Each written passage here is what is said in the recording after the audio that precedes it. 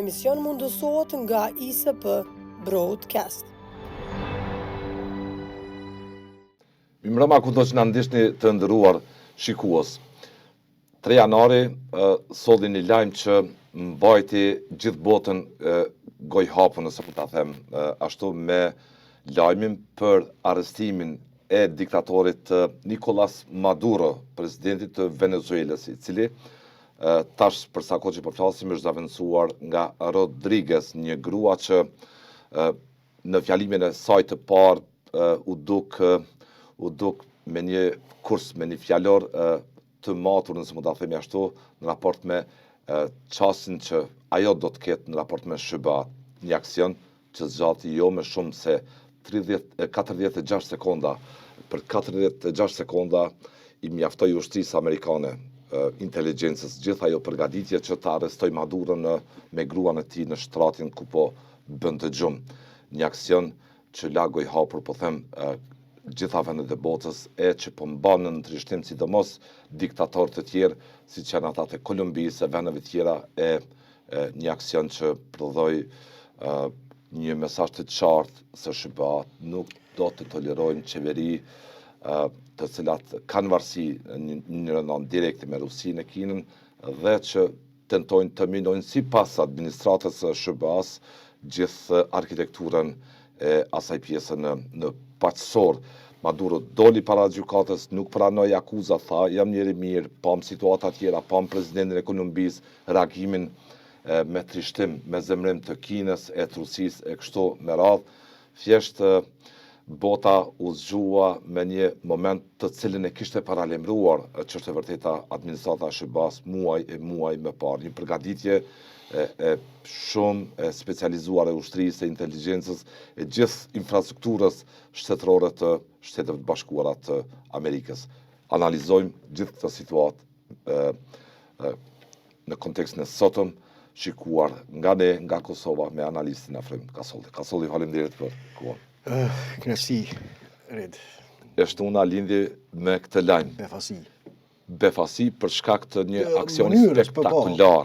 Mënyrës orkestrimit. Për 46 sekonda. Jo, në këtë drejtim e kam fjalën të mënyrës orkestrimit të ekzekutimit, nga se Venezuela nuk është një shtet i vogël, ka një hapësirë të madhe territoriale dhe me aq prezistet të ekzekutohet ky operacion i madh, do thotë flet për një cilësi superlative të jashtëzakonshme që e kanë forcat e Shteteve të Bashkuara, njësitë elitare dhe që me drejt konsiderohen si superfuqia e vetme planetare në këtë drejtim. Pra në aspektin teknik e organizativ është diçka manice, pa precedent. Do thotë ndonse SHBA-t edhe në kaluarën do të kanë ekzekutuar operacione të këtilla, tash si thot një fjalë popullore ra ky morto opam dhe dolën, u rikujtuan kur janë përfshirë dhe kur janë larguar president nga detyra në vitin 1990, kryetari i Panamas me urdhër të Bushit të vjetër, do thot. Mirë po që shteti i Panamas ka dallim të madh me të Venezuelës, si sa i përket hapësirës territoriale, kapaciteteve të tij, dhe kjo që ndodhi në Venezuelë me të vërtetë ishte jashtëzakonshme, që presidenti Trump me një gjumë entuziazmi me drejtë quajti është simptoma e asaj që e posedojnë sot SHBA-t, ndonse unë për veti kam vretje sa i përket retorikës që ka përdorur gjatë fushatës elektorale për t'i bindur masat amerikane, dhe ai në vazhdimsi ka insistuar se si Amerika ndodhet në pozicion të palakmoshëm, se si SHBA-t ndodhen në një rënje të lirë, tjera e tjera, dhe tash fakti që ky operacion do të kryen në këtë mënyrë kaq efikase shtron një pyetje, një dilemë, a u përmirësu infrastruktura e SHBA-ve në këtë drejtim vetëm që një vjet që sa e ka marrë detyrën presidenti Trump, apo ato kanë qenë aty, mirë po që ky ka shfrytzuar elektoralisht e politikisht për të bindur opinionin. Make America Great. Po, Make America, do të thotë tregon që Amerika pas ka qenë e madhe, sepse është iluzion, është e pamundur që për një kohë kaq të shkurtër, do thotë për një vit, do thotë që SHBA të ringriten kaq fuqishëm në krejt dimensionet e tyre, sidomos në këtë ushtarak prej se ka marrë detyrën presidenti Trump. Mirë po, këto janë normal të tema politike elektorale, por ajo që ka qenë pritur një farë mënyrë, si shtatë edhe ju në fillim të emisionit, jo vetëm kohën e fundit kur acaruan tensione, sepse ne kemi parë vazhdimisht tensione, bombardime të anijeve për për rreth Venezuelës e tjerë, shtim të presionit të jashtëzakonshëm politike, diplomatik, negociata, ka pasur edhe negociata, e tha edhe Marco Rubio, gjitha sa janë të vërteta. Janë konsumuar sipas shtëpisë së bardhë të gjitha mundësitë. Tentativat, të gjitha përpjekjet, të gjitha insistimet të SBA-ve që të kryhet një tranzicion tjetër i pushtetit në Venezuelë. Pra, jo në këtë mënyrë. Ajo, sipas deklarimeve, unë aty s'ka arsye të mos i besoj, thani kemi pasur negociata të vazhdueshme që kjo të bëhet duke ofruar lloj-lloj shanse, lloj-lloj mundësi Maduros ta zgjedh vendin ku dëshiron të jetoj i qetë me familjen e Mesazhi është dhënë i qartë Kasolli, muaj më përpara.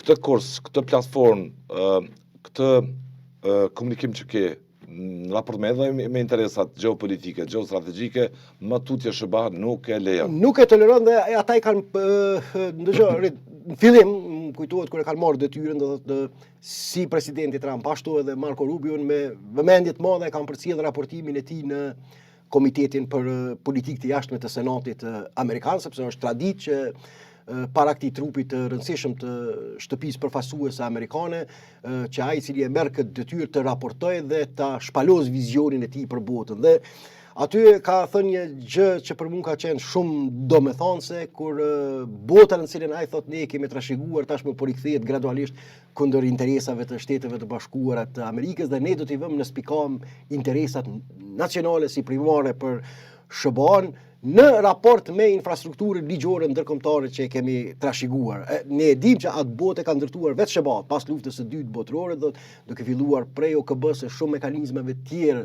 multilateral në një përpjekje dhe në një shpresë të jashtëzakonshme që në këtë mënyrë të shmangën tragjedi çfarë kishin kapluar njerëzimin nëpërmjet dy luftrave botërore. Pra që të pengohet një farë mënyre arbitrariteti i shteteve të veçanta për të vlerë rregullat ndërkombëtare që secili shtet duhet të sillet konform këtyre parimeve. Mirë, po çka ka ndodhur në ndërkohë, do thotë sidomos në kontinentin amerikan me kalimin e kohës kanë filluar të cënohen interesat primare të Shteteve të Bashkuara të Amerikës, sepse atë botë të cilët e kanë ndërtuar SBA-t, madje edhe SBA-t kanë qenë më të zëshme, do thotë duke filluar prej fundit të viteve 80 që kinën ta integrojnë në sistemin ndërkombëtar fillimisht të ekonomisë liberale me shpresën se ky integrimi i Kinës në kuadër të rregullave ekonomike globale do të ndikojë edhe në transformimin e saj politik. Por ka ndodhur një paradoks, do thotë Kina ka përfituar prej konjunkturës ekonomike globale që e ka ndërtuar dhe e kanë mirëmbajtur Shtetet e Bashkuara të Amerikës, por nuk është transformuar politikisht, përkundrazi ka shfrytzuar benefitet e rendit ndërkombëtar amerikan për të sfiduar Shtetet e Bashkuara të Amerikës. Dhe ka qenë jashtëzakonisht prezente sidomos në kontinentin e Amerikës Latine. Venezuela është njëra prej shteteve të këtilla për shkak të marrëdhënieve specifike që kanë, madje një ditë me sa di unë, një dy, nuk e di sakt, një delegacion i nivelit të lartë kinez u takua me Maduro dhe edhe një herë u ritheksua vllazëria e përjetshme ndërmjet këtyre shteteve dhe këtyre kohëve, por ja që SBA-t e ndërprej dhe la në gjysmë këtë vllazëri të përjetshme. Pra është në kontekst të këtij tensioni më të madh gjeopolitik edhe ajo që ka ndodhur në Venezuela. Unë jam i bindur, kështu tash nuk mund ta them me kompetencë plot, sikur përkundër kursit anti-amerikan që kanë ndjekur udhëheqja politike dhe ideologjike e Venezuelës, po të mos ishin marrëdhëniet e saj specifike me Kinën, jam i bindur që nuk do të intervenonte as administrata Trump. Do ta lejonin të vetkënaqej në habitatin e saj, mirë po që të mos i krijonte akses. Dhe reagimin Kina pat me zemrim të madh. Me zemrim të madh sepse sikurse Rusia. Po, në rastin konkret më shumë është me Kinën. Në rastin konkret është për shkak se Rusia interesat gjeostrategjike, ekonomike të tregtimit të naftës, të nxjerrjes së naftës, të atyre investimeve që kishte bërë NATO pusa vetë SBA shumë dekada më përpara. Në rastin konkret, sipas bindjes time, do thotë qofsha gabim, më tepër ka të bëjë me Kinën sesa me Rusinë. Me Rusinë është më tepër një lloj solidariteti kështu ideologjike, po edhe nuk është mos si gjatë luftës ftoftë, është një lloj simbioze regjimeve autokratike që tentojnë të kundërvijen rendit demokratik, mirë po interaksioni ekonomik do thotë është shumë më i madh me Kinën dhe se ky intervenim ishte drejt për drejt përpjekje dhe që do të ketë, unë jam i bindur do të ketë edhe tjera në Amerikën Latine, sepse nëse e shohim si dokumentin e fundit të strategjisë nacionale. Do të flasim për atë po. Po, pra do thotë ka të bëjë kryesisht me përpjekje për Kina u godet direkt nga arrestimi i Maduros. Gjë që është paralajmëruar edhe nëse të kujtohet edhe për krizën me kanalin e Panama, sepse prese është rikthyer në pushtet Trumpi 2, i ka bërë qarta objektivat e tij që ajo që quhet si hemisfer perëndimor, do të thotë në përgjithësi kontinenti amerikan, do të ketë marrëdhënie specifike dhe lojale vetëm me Shtetet e Bashkuara të Amerikës dhe nuk do të tolerojnë aktorë tjerë të fuqishëm gjeopolitik që t'i cënojnë interesat e tyre. Kjo mund sjell, pastaj ne do të bisedojmë besoj në emision, kjo pastaj siç po duket do të sjell tensione dhe mosmarrëveshje edhe me vendet evropiane. Kush ka radhën tash pas Venezuelës? Pat një deklarat të fortë edhe nga kryeministria daneze, e cila tha se do të jetë fundi natës, po e mori Amerika, po hyri ushtarakisht në Grenland. Kemi një reagime të ashpra dhe nga presidenti i Kolumbisë, ku gjatë aksionit për kapjen e Maduros, shtëpia bardh vetë njoftoi se u vran mbi 30 kolumbian. Në gjitha i rajon shihet si interes strategjik amerikan që tjetë në ombrellën e ndikimit amerikane, jo rusë kines. E para, domethënë, tashmë nuk mund të na vinë befasi aksione të këtilla, sepse ajo është e precizuar se siç isha duke elaboruar në dokumentin e ri të strategjisë nacionale të Shteteve të Bashkuara të Amerikës. Thuhet e zeza në të bardhën që kjo pjesë është interes primar për shkak sepse shtrirja, do thotë, apo kontrolli hegemonik, po e quaj sepse s'po gjej term tjetër, i shëbave në ASEAN, është në koherencë me mbrojtjen e interesave tyre nacionale. Por do të thotë shëbat, interes primar më nuk e kanë mbrojtjen një bote multilaterale, por mbrojtjen dhe garantimin e interesave dhe të sigurisë tyre nacionale dhe specifikisht për të penguar çdo interferime, çdo intervenime, çdo depërtim ekonomik, politik, ideologjik dhe kulturor të vendeve si Kina e Rusia, më pak, prapë them, sepse Rusia nuk është që është në kuptimin e shkëmbimeve të armatimeve, por jo si prezencë ekonomike, si investim ekonomik, sepse edhe për ta përfunduar edhe te rasti i Panamas, shqetësim kryesorisht i qarkullimi i aninjeve kineze, jo i aninjeve ruse, dhe këto tash në këtë drejtim është e qartë kjo punë që nuk do të tolerojnë dhe nuk do të bëjnë kompromise me këtë pikë. E kanë shpallur zonë të tyre të interesit dhe gjithnjë më tepër Maduro po të mos bashkëpunonte me Kinën, mbase do të ishte edhe sot. Dëgjoj, sot e 30 vjet do të ishte, sot e 30 vjet. Ndonse mund të jetë edhe një arsye tjetër përpos bashkëpunimit me Kinën, narkotrafiku, më po jo, është edhe një arsye tjetër, unë të paktën nga ajo që e kam lexuar në disa deklarime mes rreshtave të presidentit Trump, se çfarë strategjie duhet të ndiqet që të ushtrohet presioni mbi Rusinë që të detyrohet pranoj marrëveshje të paqes në Ukrainë. Kjo ka të bëjë me këtë. Mos harroj mesazhi është që presidenti Trump disa herë ka bërë të qartë që parën çmimet e burimeve të energjisë dhe të naftës, me theks të veçantë, nuk mund të mundet Rusia në terren të luftës. Rusia mund të mundet nga brenda. Rusia duhet të mundet nga brenda nga përkeçësimi i krizës ekonomike që mund vi si pasojë e rënjes së çmimeve të naftës me cilën ajo nuk do të jetë në gjendje ta mbajë më pastaj as ushtrinë dhe as gjitha kapacitetet e saj luftarake.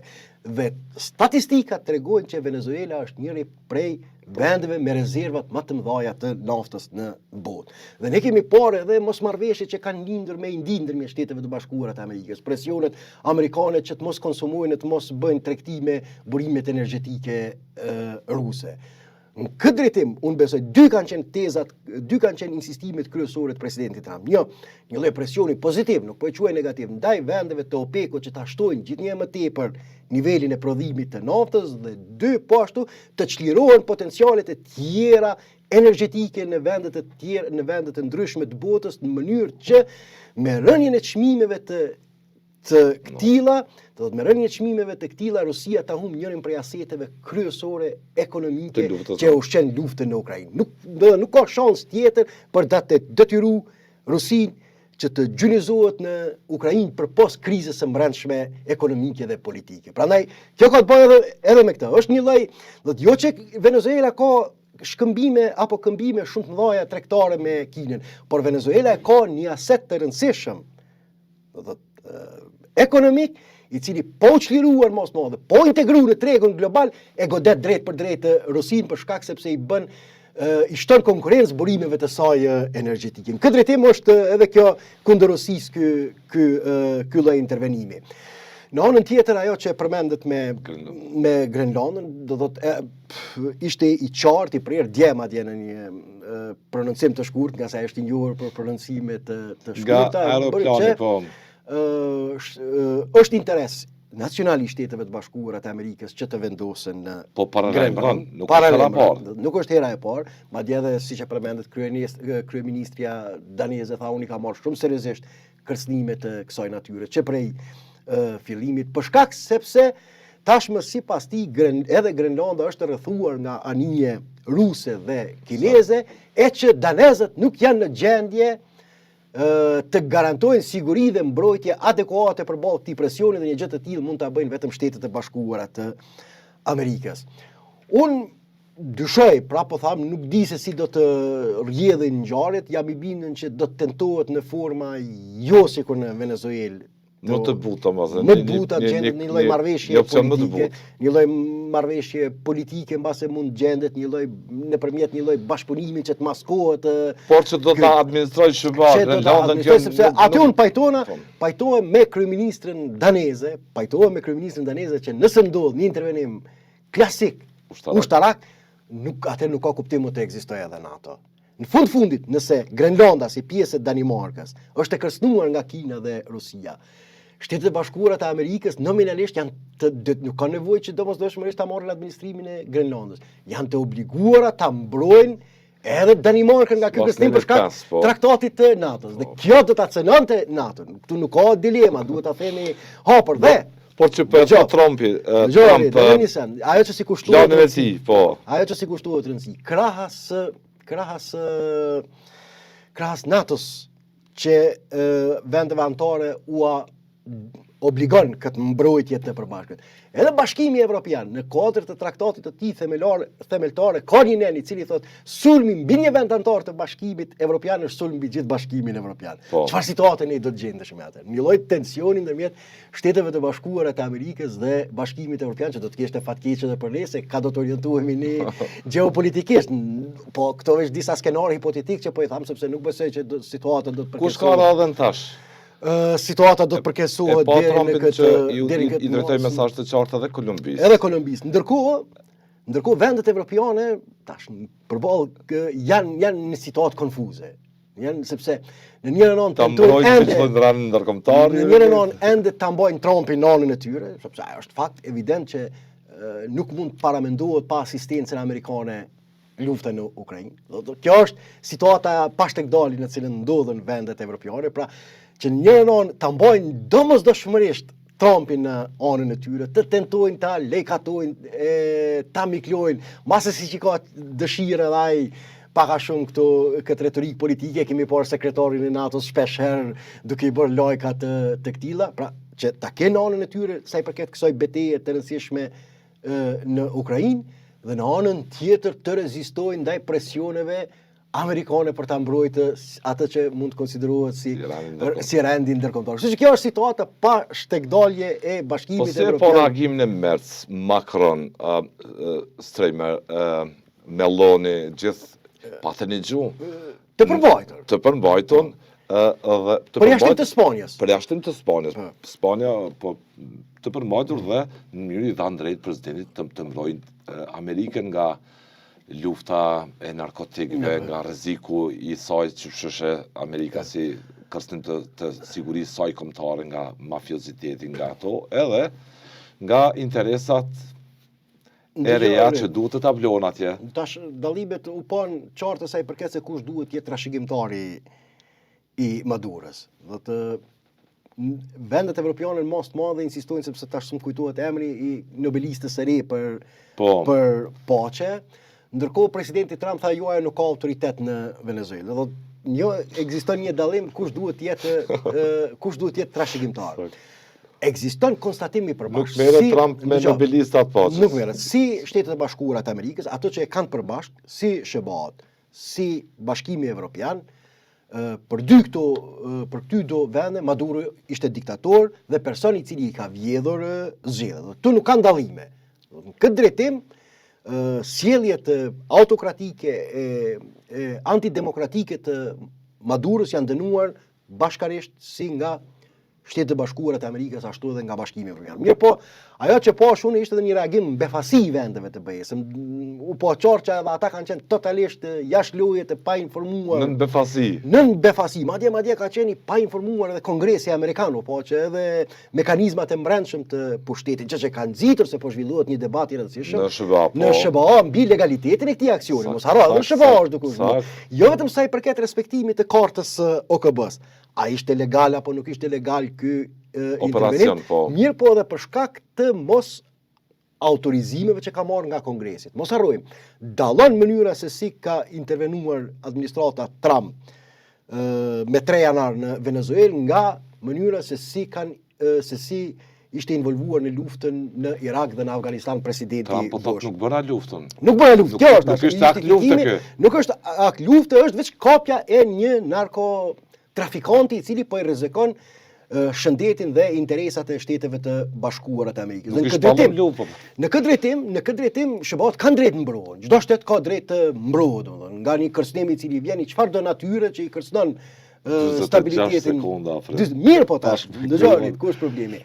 Ajo që ka hapur dilema, mëdha, ajo që ka krijuar një shqetësim krahas justifikimit legal për të mbrojtur Shtetet e Bashkuara të Amerikës nga kërcënimi që pozonte Maduro nëpërmjet networkut të narkotrafikimit të drogës është insistimi I tij menjëhershëm për të shfryzuar rezervat dhe pasuritë toksore të pasuritë e naftës. Kjo ka krijuar alibin, dyshimin që sipas drejtës ndërkombëtare, prapë them kjo është çështje e ekspertëve juridikë. Kam Maduron, shkuam aty, u kthyem mbrap, vendin po e qeverisë dikush tjetër tash në Venezuelë. Mirë po pas kësaj ishte justifikimi I tij që tashmë kompanitë amerikane do të deportojnë, do ta rikthejnë pasurinë e vjedhur ndaj Shteteve të Bashkuara të Amerikës, sepse sipas tij do thotë regjimi në Venezuelë është regjimi I cili deri më sot më shumë I ka vjedhur Shteteve të Bashkuara të Amerikës, nga se edhe pasuria e naftës që ata e kanë nuk do të ishte e mundur pa ekspertizën, pa kapacitetin investitor, pa investimin e Shteteve të Bashkuara të Amerikës. Po dëgjoj, tash këto çështje zgjidhen nëpërmjet arbitrazhit ndërkombëtar. Këto janë diskutime, unë po flas vetë për diskutimin Trumpi të zgjedh arbitrazhin. Po kompanitë të cilat kanë psuar, jeni me mos e kundër beje. Vota u kthy në këtë trajtor. Të gjitha ne këtu me që jemi të lirë, se absolutisht jemi të lirë nga ngarkesat politike, nuk kemi administrim të shtetit, është sepse mos harrojmë, rrëzimi I Maduros, që ta potencoj edhe një rrëzimi I Maduros është interes edhe për shtetin e Kosovës. Është jashtëzakonisht përfitim diplomatik edhe për shtetin e Kosovës. Në gjë çka ndodhi në Siri. Rrëzimi I Asadit na e solli njohjen nga Siria. Dhe mos ta përjashtoj mundësinë që edhe Venezuela, pse po më fuqiqin të shqetësuar, është humbja një aleati të tij gjeopolitik. Dhe krijimi I një qeverie, I një pushteti pro-amerikan në Venezuelë, unë jam I bindur që shumë shpejt do të rezultojë edhe me njohje të shtetit të Kosovës. Dhe nëse ka në aspektin diplomatik një shtet që ka përfituar më së shumti nga ndryshimet që mund të ndodhin në Venezuelë, mund të jemi ne për shkak se për ta tejkaluar bllokadën ndërkombëtare që kemi për siguruar edhe sa më shumë njohje. Kështu që në këtë drejtim bëri mirë edhe kryeministri Kurti që përshëndeti këtë intervenim me këtë aksion, që jam I bindur ndoshta konsideratat e tij ideologjike janë kundërshtim me atë që deklaroi publikisht, por në këtë drejtim do thotë ajo tregu I përgjithshëm, duke marr parasysh dhe duke I konsideruar më primare interesat shtetërore, strategjike të Kosovës se sa bindjet e tij ideologjike, sepse në rrethana të tjera unë besoj që mbase do të kishte një qëndrim tjetër në raport me këtë situatë, me këtë intervenim dhe me këtë situatë, por tash kjo nuk do të hyjë në vlerësime hipotetike. Do të dilte kundër shpizbartu. Po nëse analizojmë intervistat e tij në vitin 2020 me sa di unë kur u rrëzu nga pushteti për shkak të rolit që kishte luajtur në atë kohë, që kishin luajtur edhe Shtetet e Bashkuara të Amerikës, dhe në shumë intervista në media ndërkombëtare nëse analizohet, ai rrëzim thuajse është portretizuar si ngjashëm me intervenimet që kohë pas kohe kishin bërë Shtetet e Bashkuara të Amerikës në Amerikën Latine.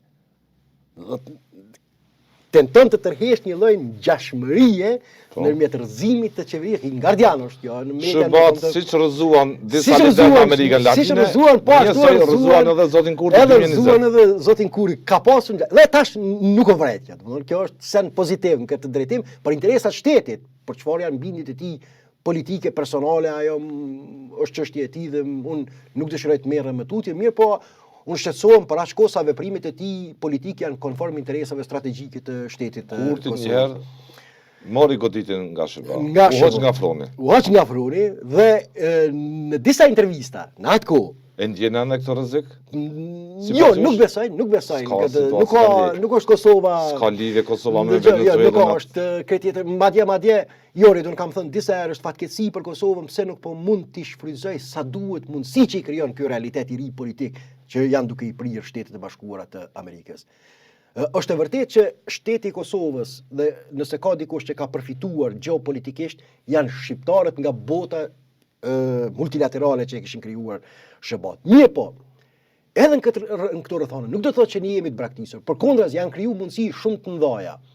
Nëse dim të shfrytëzojmë në aspektin diplomatik dhe ta intensifikojmë prezencën tonë në Shtetet e Bashkuara të Amerikës. Mos harroj, po i rikthejna edhe ligjin për autorizimin e mbrojtjes kombëtare. Po edhe kjo, po i rikthejna edhe një herë tezë. Intervenimi në Venezuelë ekskluzivisht është i lidhur me përpjekjet amerikane për të minu ndikimin kinez në Amerikën Latine. Nuk ka të bëj personalisht me se. Dhe shumë senator, shumë njerëz të rëndësishëm të SBA-ve, kohë pas kohe, e kanë potencuar dhe vlerësuar si aset strategjik edhe për SBA-n.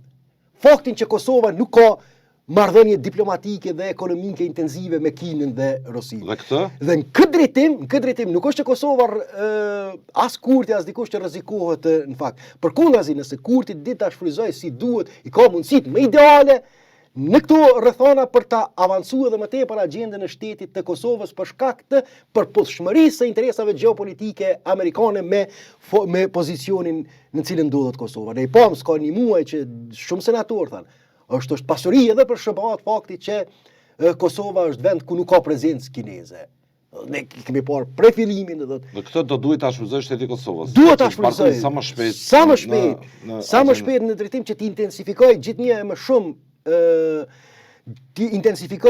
më shumë kontakte diplomatike me këtë administratë duke pasur në konsiderat pikërisht këtë element. Ne po e shohim ka pasur iluzione, pretendime të mëdha Serbia me ardhin e Trumpit. Por në çfarë gjendje është në presion më të madh, Serbia sot është në presion më të madh në administratën Trump se në administratën Biden. Që paradoksi çfarë është. Në njërin anë shihet që ka intensifikim të marrëdhënieve me Rusinë më shumë ndërmjet shtëpisë së bardhë dhe Moskës në administratë. Mirë po presionin ndaj vendeve të vogla që të dalin gjithnjë më tepër nga orbita dhe sateliti i Rusisë është më i madh në këtë administratë se në administratën Biden. Nuk ishte guxuar as administrata Biden të vendoste sanksione kompanive të naftës. Ne po e shohim Vučići është i shqetësuar nga këto dinamika politike.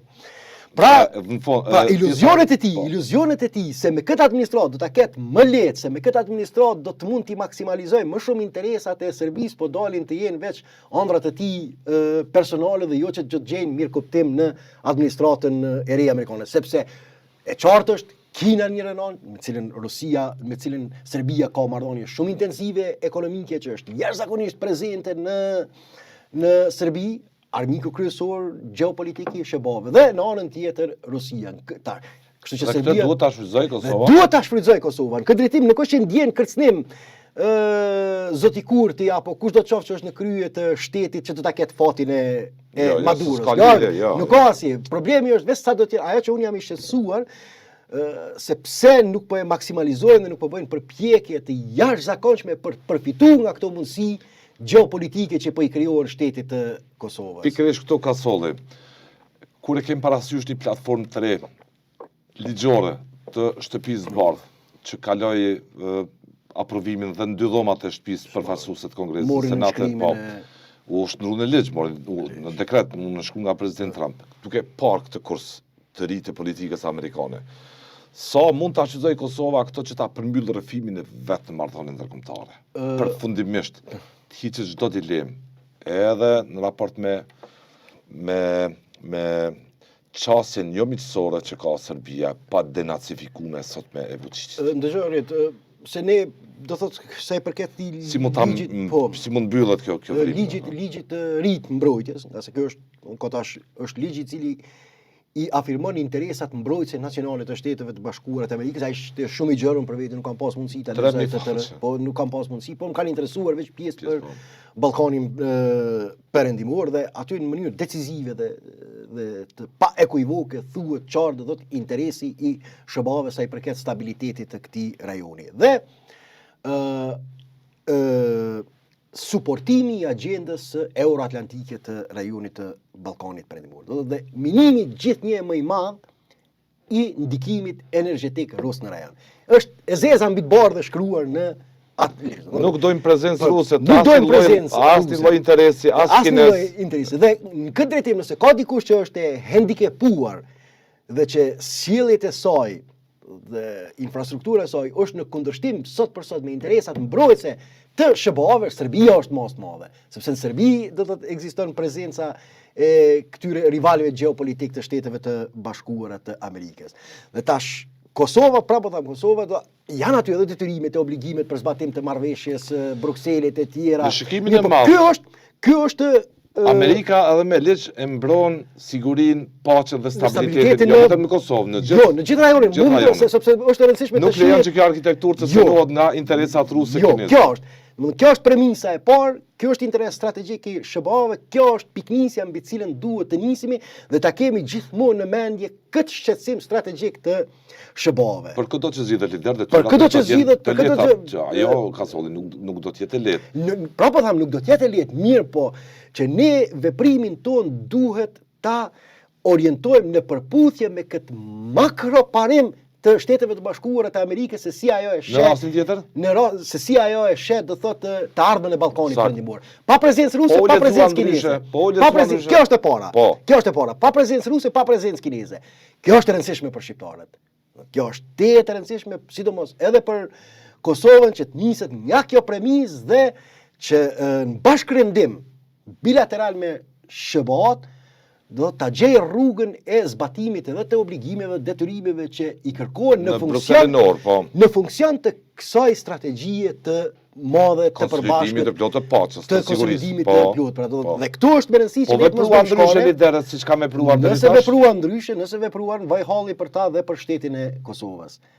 Nëse veprojnë ndryshe, nëse tentojnë bëjnë zigzake, tentojnë të krijojnë justifikime banale e tjera se jo do thotë e nënshkroj kjo jo SHBA-t po ju shtron presion Kosovës që ta mikloj Serbinë e tjera këto janë çesharake, ne po i shohim presionet që i ka Serbia sa i përket temave të mëdha dhe interesave të mëdha energjetike të Shteteve të Bashkuara të Amerikës, do thotë. Pra realitetin nuk guxojmë ta shkëpusim fatin e Kosovës po luajtën politikanët. Nga kjo dinamikë po bën intriga me këtë proces.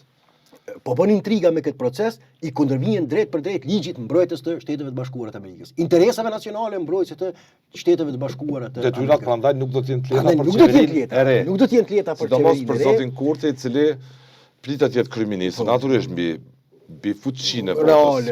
Po. Dhe nëse dëgjojmë gjithë rrëfimin e tij në trashëgiminë politike, edhe ato detyrimet që ka marrë ai në emër të Kosovës, nuk i ka parë si tilla deri tani. Jo, sepse rrit këtu është me rëndësi të theksohet. Në momentin kur një propozim, kur një projekt merr karakterin normativ të ligjit, ajo është atëherë ka vlerën e detyrimit. Dhe tash, nëse SHBA-t e kanë parapar dhe e kanë projektuar nëpërmjet kësaj paradigme se si duhet të garantohet stabiliteti i rajonit, sepse ata nuk gjykojnë me shtete të veçanta, për çat punë dhe quhet zyra për Euroazi, sepse kjo është ndërlidhur me gjithë rajonin, është një pjesë një hallk në mesin e një ambienti më të gjerë gjeopolitik. Dhe nëse sillesh në mënyrë tjetër në raport me këto projeksione, ekziston rreziku që të kualifikohesh se me veprimet e tua politike po I cënën aspiratat dhe projekcionet e SBA-ve për stabilitet rajonal. Dhe mund të definohesh tipal destabilizuese që rrezikon paqen dhe stabilitetin rajonal. Këtu tash nuk ka shumë hapësirë për ekuivoke, nuk ka shumë hapësirë për zigzake, domethënë çësia është e qartë. Për lojra, po. Për lojra duhet lexohet sakt. Ky projekcion I Përsëri rajonin po e mbron fuqishëm Washingtoni. Dhe s'po them që nuk po e mbron Brukseli, Bashkimi Evropian, por që fuqia dhe impakti, ndikimi I Bashkimit Evropian duket jetë marginal në raport me interesat në cilat kanë gravituar disa shtete, si Serbia ta zëmë me ruset, me kinezët e tjera, duket që qortimet që I kanë shkuar edhe ashtu të buta nga ana e BE-s Serbisë nuk I kanë dhënë efekt. Jo, vetëm kur u shtu presioni, unë prapë u kthyen luanët përsëri në terren dhe duket që lexova një shkrim amerikanët me gjithë dëshirën që trofejnë një kohë ta merrte BE-ja për një paqe të qëndrueshme, stabilitet dhe një arkitekturë pa ndikim të Rusisë e Kinës, duket që nuk dha rezultat. Kjo dëshirë SBA u kthyen vetë e futën e përfshin dhe ligj për sigurinë. E lexova para disa ditë një shkrim të publicistit Veton Suroj, ai që thotë se pas ka pasur një komunikim me një ish diplomat amerikan që I takon kampit të demokratëve. Dhe thotë I njëjti thotë për befasi thotë u shpreh me admirim për politikat e presidentit Trump për Ballkanin Perëndimor. Thotë, mos harro, thotë, unë shumë thotë jam fan si politikave të presidentit Biden e tjera, por duhet ta themi hapur dhe qartë. Atë që ka dështuar të bëjë administrata Biden me Serbinë është duke realizuar presidenti Trump nëpërmjet presionit mbi këtë shtet me veprime konkrete mbi këtë shtet që të tërhiqet nga ndikimi energjetik rus. Dhe tash situata në këtë drejtim është e qartë, ne këtu nuk kemi çka e shpikim ujë të nxehtë, vetëm duhet t'i lexojmë sakt këto projekcione dhe të mos rrezikojmë që me veprimet tona të kualifikohemi si vend I cili cënojmë stabilitetin rajonal sipas këndvështrimit të Shteteve të Bashkuara të Amerikës. Ndryshimet e befasishme mund të priten shumë shpejt edhe në një vend tjetër, të një aleat tjetër I Rusisë dhe Kinës në Iran. Ne po e shohim protesta masive, protesta masive dhe definitivisht edhe lindja e mesme në një farë mënyre do të ndrojë do të nështrohen kësaj orvatje për ndryshim rënjes së regjimit teokratik të ajatullave, praktikisht edhe lindja e mesme do të çlirohet mas të madhe nga kërcënimi për stabilitet, po. Kinez dhe Rusë, sepse gjithmonë duhet ta themi qartë. Çështje tjera janë ditësore, edhe çështjet ideologjike dhe këto janë veç maskim për këto interesa gjeopolitike dhe domethënë pas rënies amerikanët betejën e kanë me Rusë të kinezë. Jo, po lindja e mesme do të pas dobësimit. E pa në rastin e Indisë atje. Pas dobësimit të Hezbollahut, dobësimit të Hamasit, rënies së regjimit të Asadit në Siri dhe vetmja që ka mbetur koka që dikuri ka ushqyer këto këmbë të oktapodit është ende regjimi në Iran dhe duket që kanë lodhur edhe bombardimet e SBA-ve dhe të Izraelit do të kanë konsumuar te mase, kanë prodhuar një krizë të jashtëzakonshme ekonomike në Iran dhe duket që edhe Irani ndodhet në zgrip të regjimi regjimi ndodhet në zgrip të ekzistencës së tij dhe ndryshimet që mund ndodhin aty definitivisht lindjen e mesme do ta bëjnë një rajon krejt tjetër nga ajo që ka qenë deri më tani. Nuk mund të shmangën këtyre ndryshimeve tektonike që po cili kurs politik I duhet në mënyrë jetike të shpejtë urgjente Kosovës së sotme, e të nesme. Cili kurs? Cili lloj politikani ose cila lloj politike? Dëgjoni, tash unë se cili lloj politikani qytetarët e Kosovës kanë votuar, ajo është vullneti demokratik, do thotë jo me emër, po unë nuk cili lloj politikani, cili lloj profili I duhet Kosovës së sot, me interes kombëtar dhe I Kosovës. Mase mund duke më anakronik, dëgjoj për shkak të sentimenteve publike që janë krijuar, disponimit festiv të votave të tjera. Dëgjoj, mbase mund duke më anakronik për shkak të sentimenteve publike që janë krijuar, por unë vazhdoj të insistoj që të shmangen dramat. Ai lloj leadershipi politik që domosdoshmërisht I shmang dramat me aleatët tonë, çani izolimin sepse ne duhet ta themi hapur në mos të madhe si shtet vazhdojmë të jemi të izoluar, e çan izolimin ndërkombëtar të Kosovës dhe e gjen rrugën që sa më shpejt të intensifikoj, siç e thash në fillim, kontaktet me Shtetet e Bashkuara të Amerikës dhe në mënyrë që ta shtoj presionin edhe mbi Bashkimin Evropian, sepse nëse kemi pakënaqësi mbi mënyrën se si BE-ja ka menaxhuar procesin e dialogut, ne nuk mund ta bëjmë këtë vetë. Nuk mund ta bëjmë duke izoluar. Don kishotizëm kjo, BE-ja asimetrike në raport me dialogun dhe ne po izolohemi, po tërhiqemi. Kjo do të ishte edhe më fatale do të ishte. Përkundrazi, ne duhet të gjejmë ato kanale zbashkun në fundit edhe me Britaninë, edhe po me theks të veçantë me Shtetet e Bashkuara të Amerikës që çtohet presioni edhe mbi Brukselin në mënyrë që të ketë një qasje tjetër në raport mbi procesin në cilën ndodhemi. Ikja, ratisja nga këtij është fatale. Nuk ka, do thotë, jo çdo herë, kam thënë vazhdimisht, jo çdo herë e cila na ka ardhur nga bota ka qenë e favorshme për shqiptarët, por nuk është rrugë distancimi prej saj. Është involvimi dhe përpjekja që në mënyrë të vazhdueshme për t'i tejkaluar edhe ato që mund të jenë pakënaqshme për ne. Mos harrojmë fundit. Për ta përfunduar, për ta rrumbullaksuar.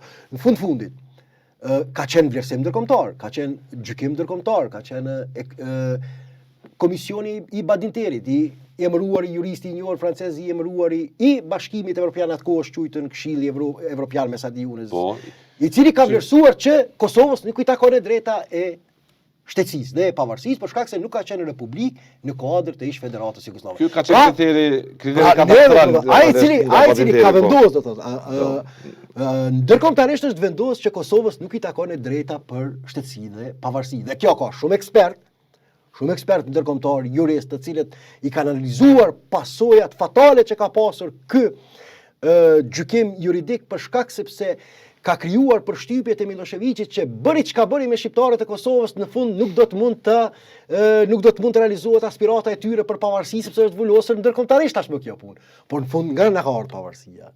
Na ka ardhur përsëri nga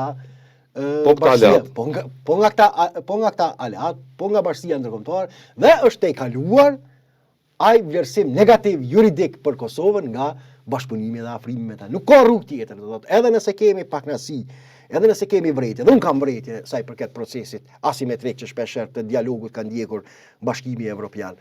Por rruga e tejkalimit të këtyre anomalive nuk është tërheqja dhe izolimi, por vetëm involvimi edhe më shumë në proces, duke qenë pjesë, duke kërkuar rrugë alternative, do thotë, me administratën amerikane për ta shtuar presionin mbi Bashkimin Evropian për një qasje tjetër në këto sfida që na presin. Të falenderoj Kasolli. Ishte kënaqësi për mua. Lutem.